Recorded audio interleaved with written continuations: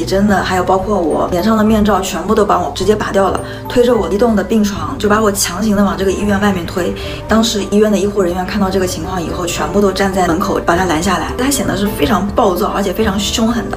他就跟医护人员大声的喊，他说我可以签这个离院负责书，他可以为我的生死负责。当时还好被医院的医护人员合力救下。Pada suatu hari, ada seorang turis wanita asal Cina ditemukan terjatuh dari tebing setinggi 34 meter di daerah Taman Nasional Patin, Thailand. Saat ditemukan, kondisi wanita ini sangat memprihatinkan hingga membuat salah satu pengunjung taman yang menemukannya tersebut khawatir.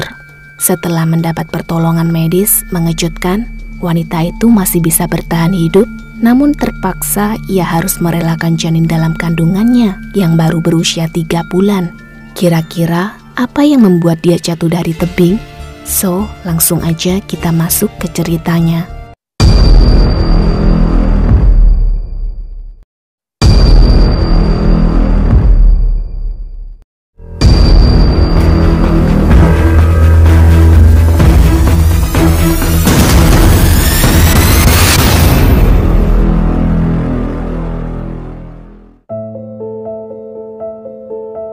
Tokoh wanita dalam cerita ini bernama Wang Nannan, berasal dari kota Nanjing, Provinsi Jiangsu, Cina, yang dibesarkan oleh keluarga baik-baik.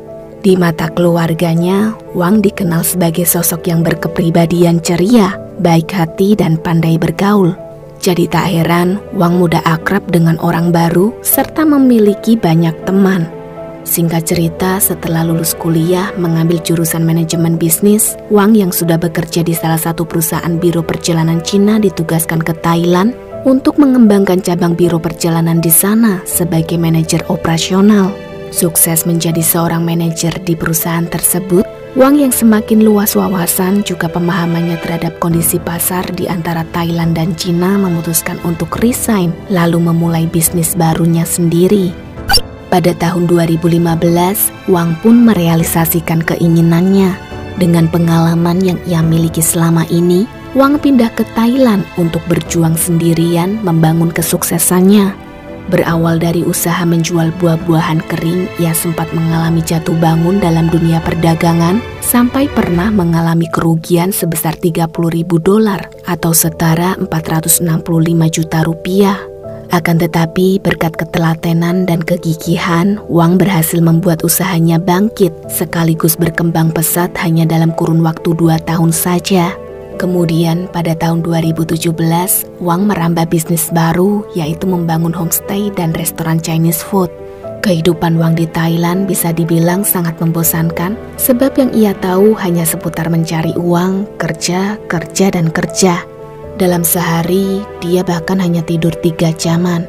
Hampir seluruh waktu beserta energi Wang digunakan untuk mengembangkan bisnis dan mempelajari bahasa setempat guna menunjang karirnya. Karena ketekunannya itu, beberapa tahun kemudian usaha-usaha Wang berkembang pesat yang mendatangkan income puluhan juta hingga ia mampu membeli aset real estate di Cina maupun Thailand. Sukses meniti karir di Thailand sendirian, di usianya yang memasuki 30 tahun, Wang mulai merasa kesepian, membutuhkan sosok pendamping. Nah, di saat dia mendambakan seseorang yang bisa dijadikan sandaran hidup, Wang bertemu dengan pria yang bernama Yu Xiaodong, berusia 31 tahun, dalam sebuah pesta perkumpulan komunitas orang-orang Cina di Thailand pada bulan Mei tahun 2017.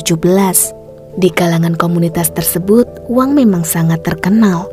Dia cantik, pintar, baik, sukses, dan kaya pula. Pria mana sih yang gak tertarik sama pesona Wang? Begitu juga dengan Yu Xiaodong. Pria ini tahu akan reputasi Wang di kalangan komunitas Cina. Makanya tak heran dalam pesta itu, Yu Xiaodong mencoba mendekati meja Wang lalu mengajaknya berkenalan. Tak butuh waktu lama, mereka pun nampak semakin akrab. Apalagi mereka sama-sama berasal dari Jiangsu, yang mana keduanya sama-sama menggunakan dialek Nanjing. Seakan bertemu teman lama satu kampung, Yu Xiaodong jelas ingin menjadikan Wang teman dekat di Thailand. Jadi sebelum pesta berakhir, tak lupa Yu Xiaodong meminta kontak pribadi Wang di ponselnya. Usai pertemuan pertama di malam pesta, Hubungan keduanya perlahan kian hari kian akrab. Mereka sering keluar bareng, entah makan bersama, belanja bulanan, atau mengantarkan Wang ke tempat les bahasa Thailand. Kesan pertama Wang nampak terkesima dengan ketulusan hati Yu Xiaodong yang kerap mengirim surat cinta dan mengeluarkan uang setiap kali mereka jalan. Bahkan tak jarang, Yu Xiaodong membelikan makanan kesukaan Wang lalu mengantarkannya langsung ke kediaman Wang. Pelan tapi pasti Yu Xiaodong menjadi bagian dari hidup Wang dan hampir setiap hari mereka bertemu. Hanya dalam kurun waktu 2 bulan saja Yu Xiaodong melamar Wang. Saat mereka tengah menghabiskan waktu bersama di salah satu pantai lokal Thailand, dengan menunggangi seekor kuda putih, Yu Xiaodong berbisik dari belakang mengatakan, "Wang, izinkan aku menjadi pangeranmu. Kamu mau kan jadi ratuku?" Merasakan kesungguhan Yu Xiaodong yang ingin menjalin hubungan serius, Wang akhirnya menerima lamaran pria ini. Pernikahan mereka berlangsung pada tanggal 15 Juli tahun 2017.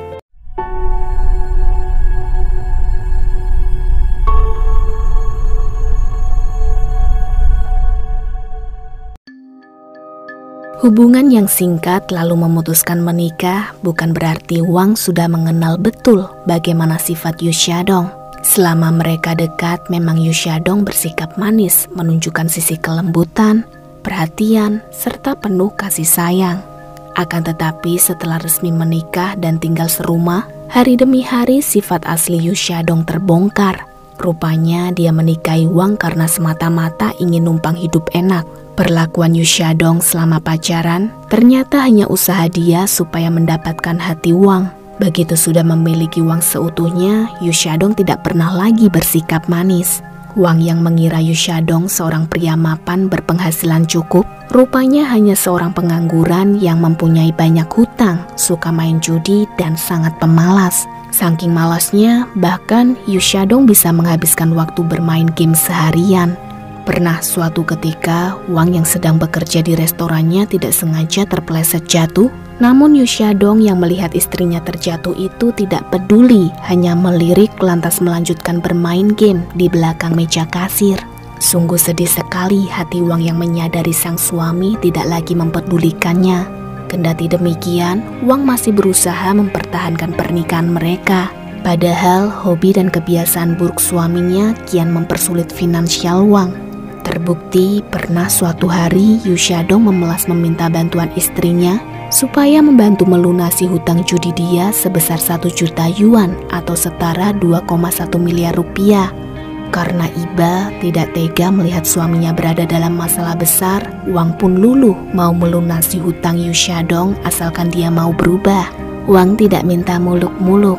Dia cuma ingin suaminya produktif serta turut membantu bekerja mengelola sebagian bisnisnya. Menuruti permintaan Wang, mendadak Yu Xiaodong berubah.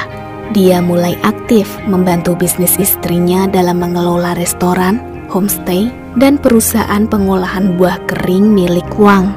Namun sayang, kesungguhan Yu Xiaodong itu tidak bertahan lama.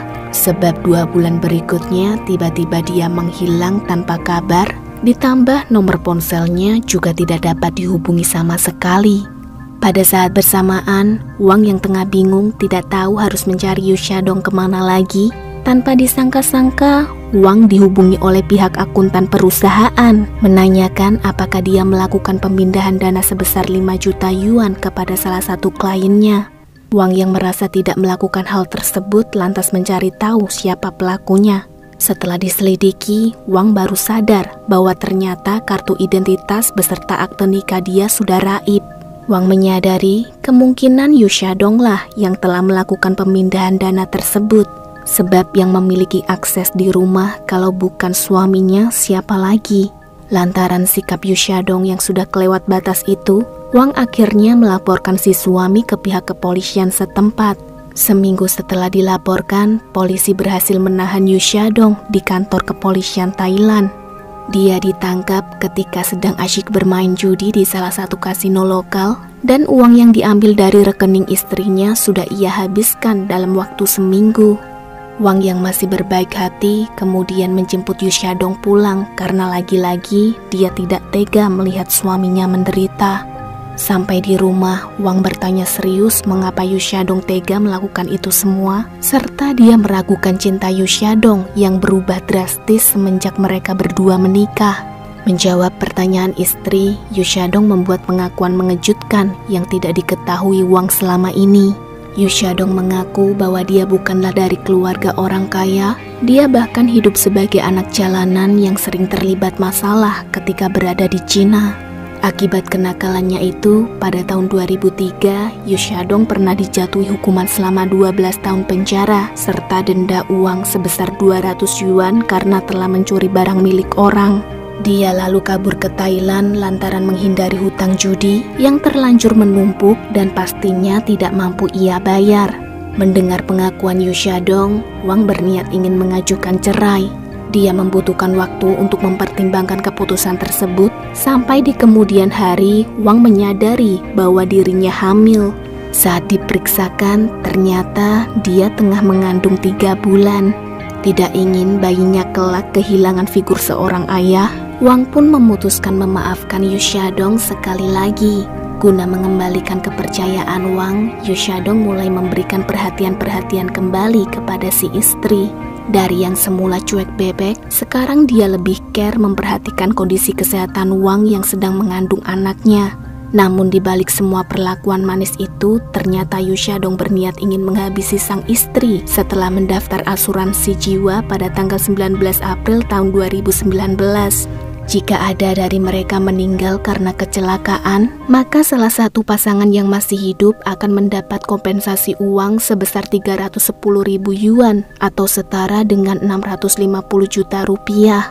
3 bulan usai mendaftar asuransi jiwa, Yu Xiaodong mulai menjalankan rencana jahatnya. Dia pura-pura sok perhatian mengajak istrinya jalan-jalan ke Taman Nasional Patim, Thailand dengan alasan demi menguatkan fisik Wang yang tengah mengandung.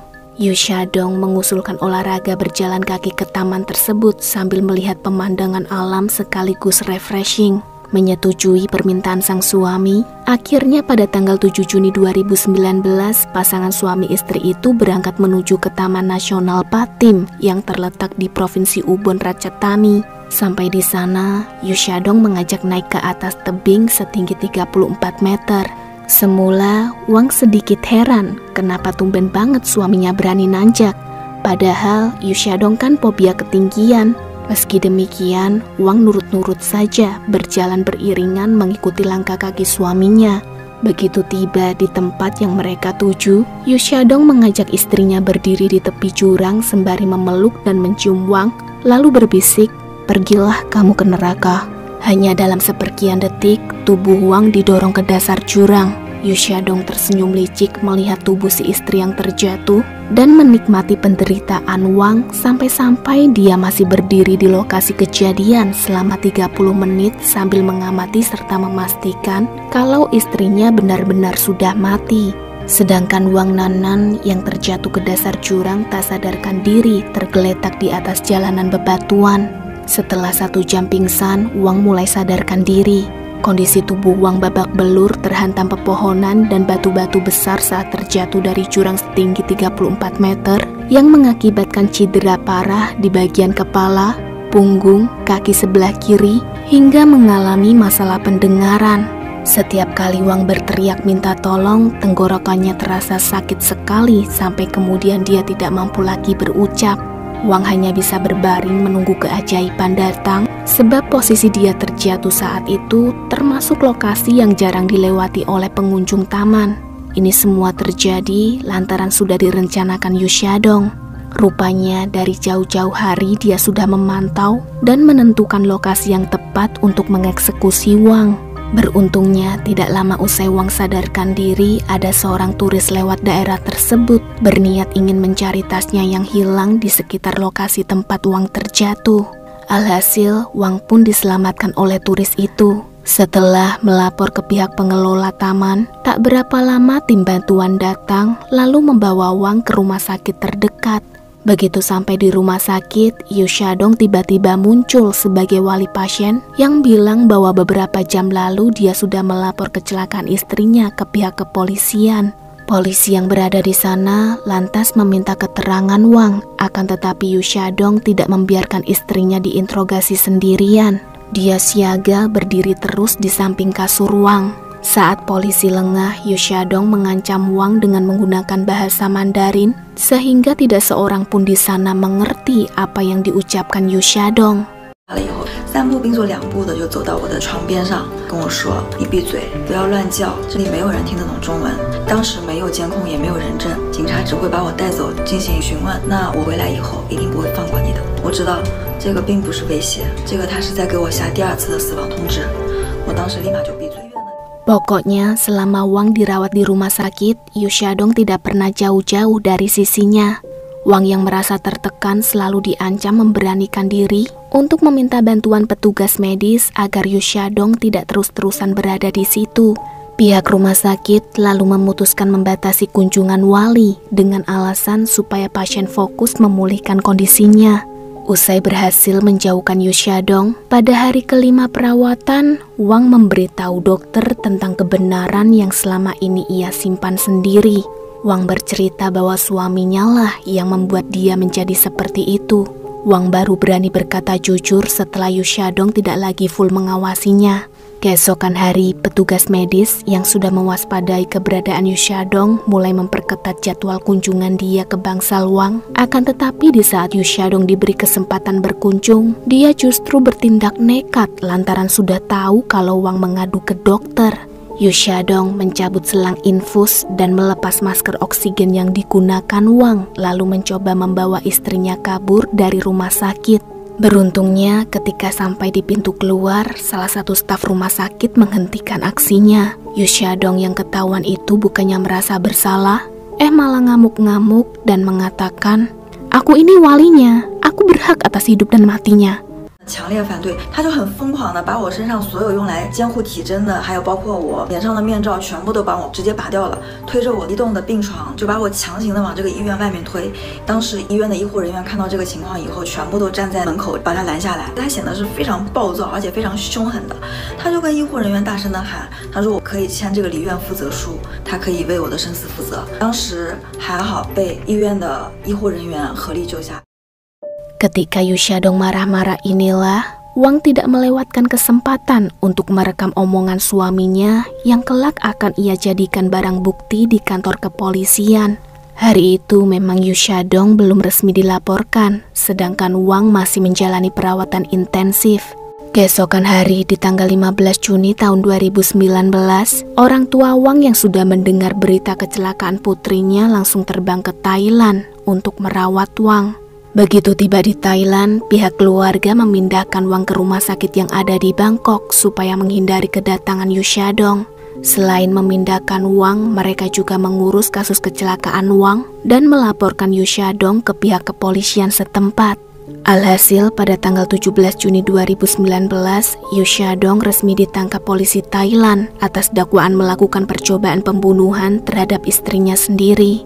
Mendapati kabar Yu Xiaodong ditahan, ibunya datang ke Thailand menemui Wang untuk membujuk supaya Yu Xiaodong dibebaskan.